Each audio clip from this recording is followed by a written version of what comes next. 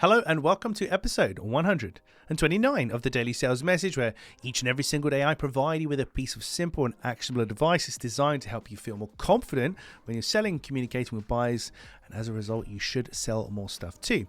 In this episode, we're talking about something called named behavior. Named behavior. And this is a really useful thing.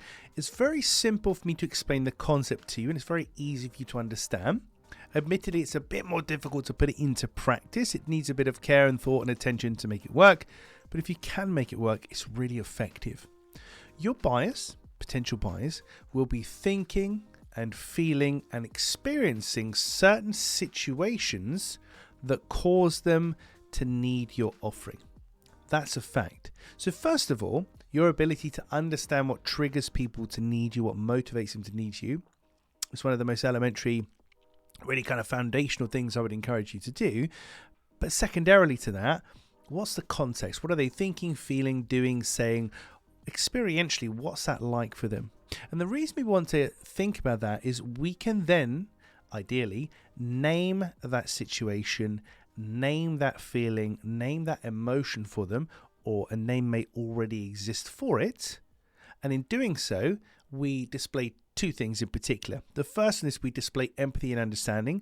I know how you feel, so much so I have coined a term, or I'm using a term which perfectly explains what you're going through. So that's the first term.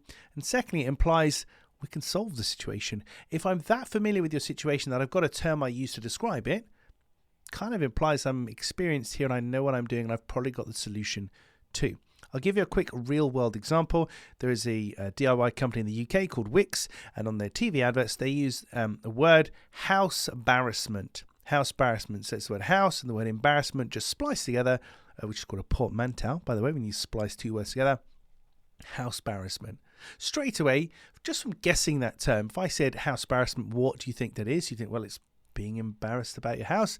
And you'd be exactly right. And what they've done is they've attached that to this notion of people are coming over. You're looking at your kitchen in particular in this example. You're looking at your kitchen thinking, it's a bit old and tired and damaged. And, we really should get a new kitchen. We'll try and tidy up, make it as nice as possible. Feel a bit embarrassed about the home that we live in when people come over because we're kind of on show.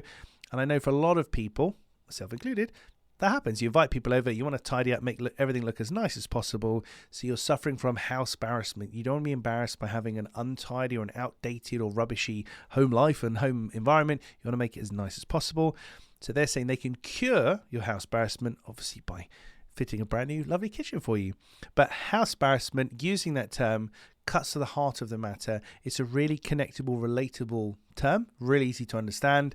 And it demonstrates that Wix, this DIY company, understand what you're going through, and it implies they can also solve it, which is the nature of naming behavior. So today, think about naming the behaviors, the feelings, emotions, and experiences that your clients will be having when they need you.